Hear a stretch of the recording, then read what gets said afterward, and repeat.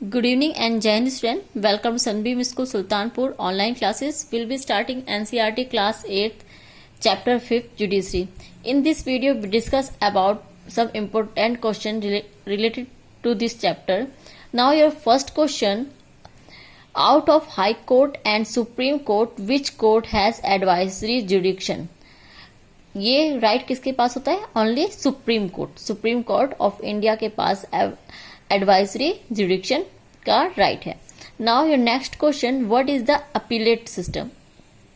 अपीलेट्स courts are the part of the judicial system that is responsible for hearing and reviewing appeals from legal cases that have already been heard in a trial level or other lower court. Appellate system high court और supreme court दोनों के पास है.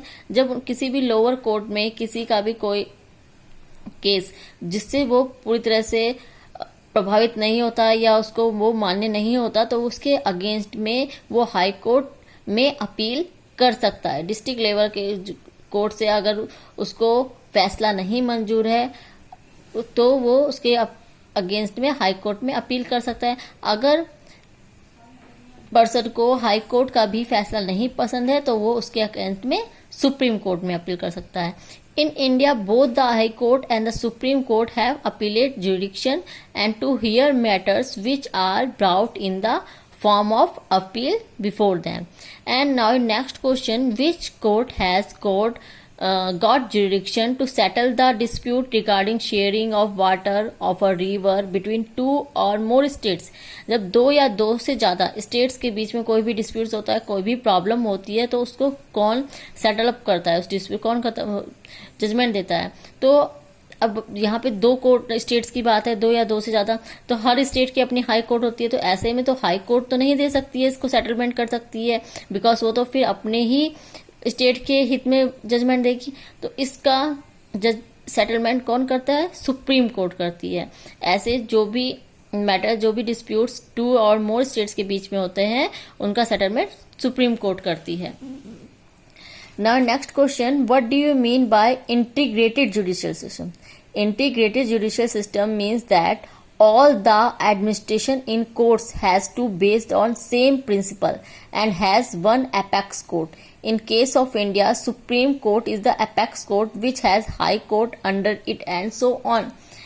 जहाँ पे केवल एक ही law हो, जब जितनी भी कंट्री है जो केवल एक ही लॉ को फॉलो करे और जहाँ पे सब एक ही जुडिशियल सिस्टम के अंडर में हो, वो इंटीग्रेटेड जुडिशियल सिस्टम कहलाता है. Like our country, supreme court जो है वो सुप्रीम इसलिए है बिकॉज उसके अंडर में जितनी भी हाई कोर्ट्स हैं वो उसके अंडर में वर्क करती हैं और जितनी भी लोअर एंड डिस्ट्रिक्ट कोर्ट है और पूरे कंट्री पे केवल एक ही लॉ फॉलो किया जाता है. Now, who is responsible to resolve dispute between or among different groups of people? It's very easy, court. And now some important definitions. Acquit means rihai. The court declares that a person is not guilty of the crime which she was tried for. So, acquit. अगर कोई भी declare नहीं होता किसने ये अपराध crime किया है, नहीं किया है, क्राइम नहीं किया है सॉरी, तो उसको क्या कर दिया जाता है? उसको एक्विट कर दिया, रिहा कर दिया जाता है जब कोर्ट ये डिक्लेयर कर देता है. Now eviction, the removal of person from land homes that they are currently living in. जब किसी को किसी की जमीन से, किसी के घर से बेदखल रिमूव हटा दिया जाता है, यानी एविक्शन, बेदखल कर दिया जाता है. Now violation, the act of breaking a law as well as the breach of infringement of fundamental rights. जब फंडामेंटल राइट्स को वायलेट करा जाता है कुछ तो उसको कहते हैं वायलेशन करना. ब्रेकिंग अ लॉ, जब कोई लॉ को तोड़ता है या फंडामेंटल राइट्स को ब्रेक करता है तो वो वायलेशन करना, अतिक्रमण करना. Now thank you student. In next video we discuss other topic. Thank you very much. जय हिंद.